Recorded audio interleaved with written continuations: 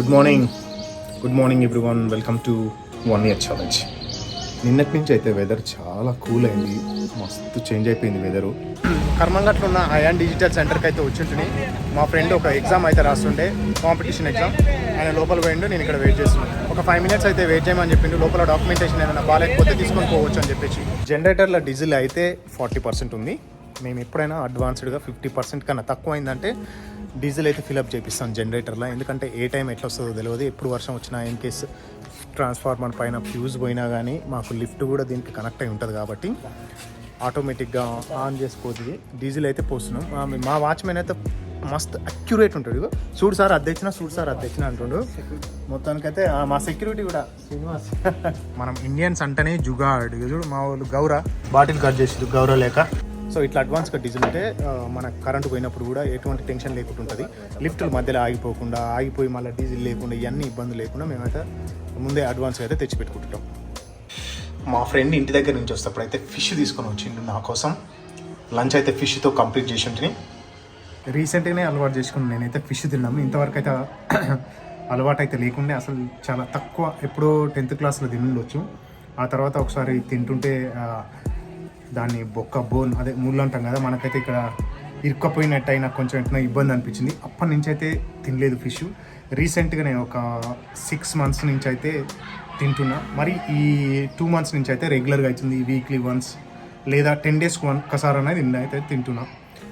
ఎందుకో అప్పుడైతే తినబుద్ధి కాకపోయేది. అండ్ అందులోటి కొంచెం బాడీ ఫిష్ దాన్ని తిన్న తర్వాత కూడా నాకు వేడి కురుకులు అయినట్టు అయ్యేది అనమాట, ఇక్కడ మూతికి ఇక్కడ.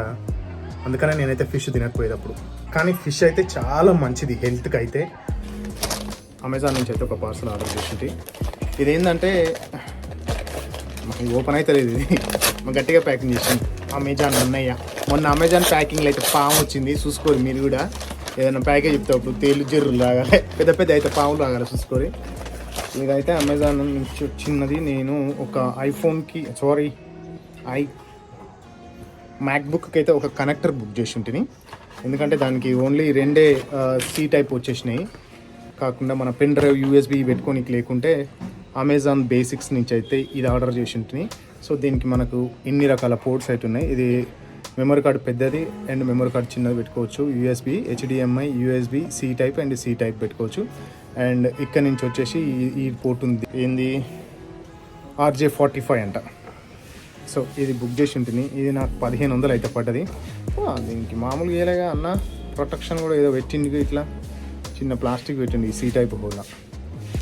సో ఇది మొత్తానికి అయితే మంచిగా ఉంది. ఐరన్ ఇది.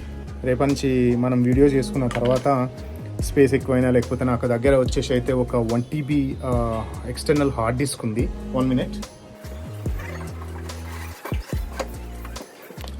ఇగో ఈ సీగేట్ 1 TB హార్డ్ డిస్క్ అయితే ఉంది. ఇందులోనే నా పాత సిస్టమ్ది 2007 నుంచి ఉన్న డాటా మొత్తం ఇందులో అయితే ఉంది.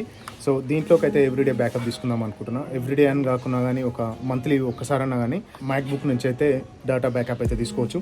ఇదైతే ఈ కేబుల్తో అయితే వర్క్ చేస్తుంది, USB కేబుల్తోని. సో USB దీనికి పెట్టేసి డాటా ఎప్పటికప్పుడు రిస్టోర్ చేసుకోవచ్చు అనే ఉద్దేశంతో నేను ఇదైతే తీసుకుంటుంది. ఇదైతే చాలా బాగా యూజ్ అవుతుంది మనకి. ఎందుకంటే DSLR ఫొటోస్ కానీ ఏమైనా వీడియోలు ఇలా తీసినా కానీ ఫర్దర్గా ఇన్ ఫ్యూచర్గా ఇగో ఇక్కడ నుంచి మనం ఈ పోర్ట్ నుంచి అయితే పెద్ద మెమరీ కార్డు పెట్టి డాటాను అయితే ట్రాన్స్ఫర్ చేసుకోవచ్చు.